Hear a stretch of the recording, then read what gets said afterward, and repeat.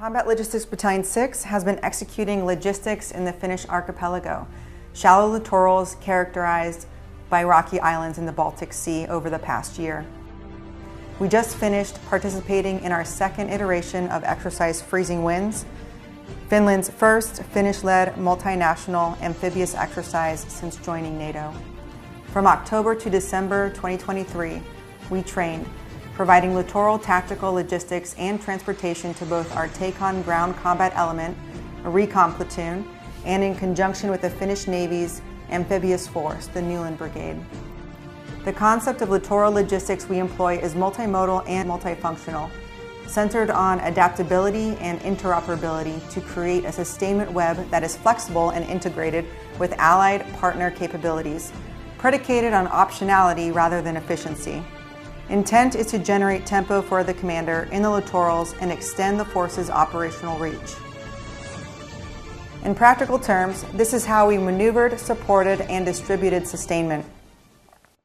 Motor transport operators cross-trained as coxswains on Finnish small craft, piloting G100 boats and serving as deck crew on Jehu 700s. These assets were our primary surface transportation connectors for personnel, ATVs, and sustainment while operating in the littorals. In addition to manned surface distribution, our motor transport operators employed unmanned surface vessels to conduct resupply missions. The AMI is a reconnaissance asset, and we utilize that to look at the ports and the jetties that were in the area. We can assess their composition and disposition, and then we can gain some information to enable the ground force commander to make a decision on whether or not those jetties or those subsea features can be utilized for follow-on missions. Our Battalion S2 conducted map and aerial reconnaissance via their SUAS of nearby islands for suitability for our combat service support area sites and also for our ambulatory exchange points. Our battalion engineers executed littoral engineer reconnaissance on the island shorelines to locate the best spots for landing craft in conjunction with aerial delivery and landing support, established helicopter landing zones and drop zones in the archipelago. Combat engineers are not foreign at all to the littoral concept. We then establish a foothold and then either have to demolish and degrade obstacles that are in place by the enemy or in place our own to close off any routes that we don't want to be approached from.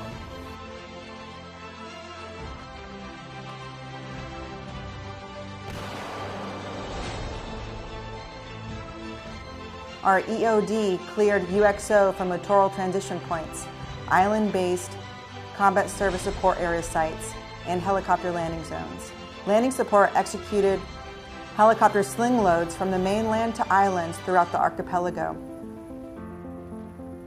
Marines trained as ATV operators, used for transportation of sustainment on the islands and to emplace caches. Ground tactical vehicles distributed sustainment inland from combat service support areas to littoral transition points, and placing caches at the shoreline. Our Role 2 minus a shock trauma platoon provided mobile and survivable damage control resuscitation as far forward and as flexible as possible. They treated both US and Finnish cherry pickers.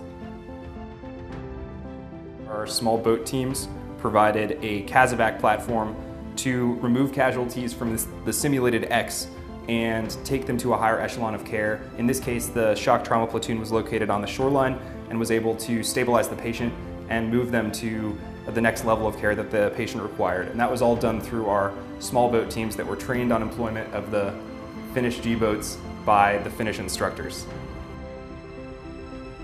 The job of our BAS and the STP during that time frame is essentially what we call damage control resuscitation. Damage control resuscitation essentially aims to limit blood loss and prevent coagulopathy by combining like hypotensive resuscitation, static agents like your combat gauze, tranexamic acid, or TXA for short. Ketamine, TXA, and what else?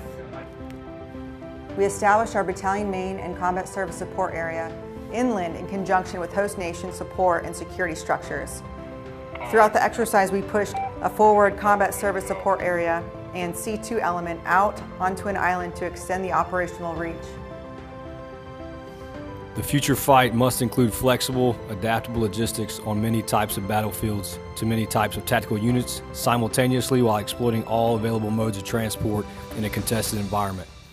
This type of complex problem requires innovation, outside-the-box thinking, and the type of initiative Marines have provided our country for almost 250 years.